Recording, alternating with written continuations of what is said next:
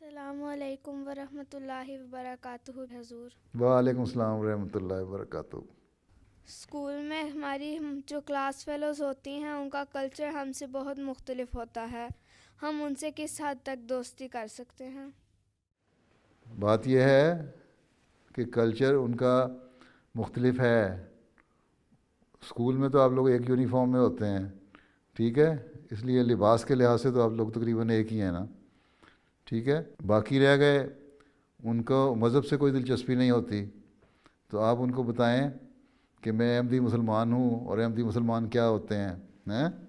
اچھے اخلاق سے پیش آؤ، ان سے دوستی کرو تو وہ خود ہی پوچھیں گی تم کون ہو، اور پھر وہ تمہارے اگر گھر آ کے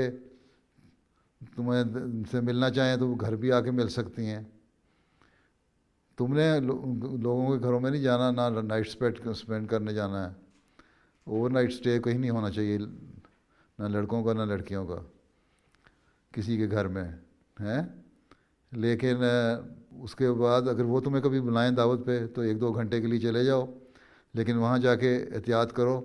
کہ تم نے اچھے اخلاق دکھانے ہیں، ہمیشہ ایک احمدی کے اخلاق دکھانے ہیں۔ اگر وہاں کھیل کے دوران نماز کا وقت ہو گیا تو کہہ دو کہ میری نماز کا وقت ہو گیا، مجھے نماز پڑھنے کے لیے جگہ بتا دو، میں نماز پڑھ لوں، اس سے ان پہ اچھا اثر پڑے گا۔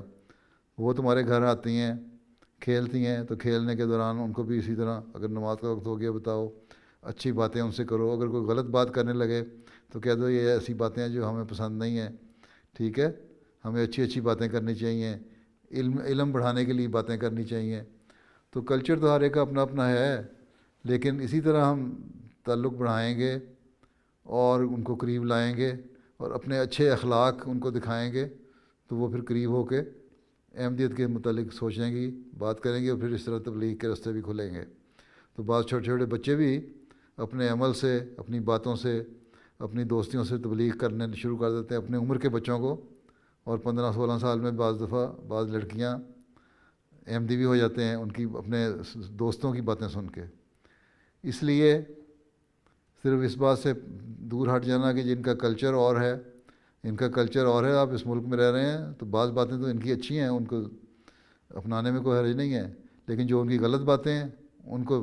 بالکل اختیار نہیں کرنا، ٹھیک ہے۔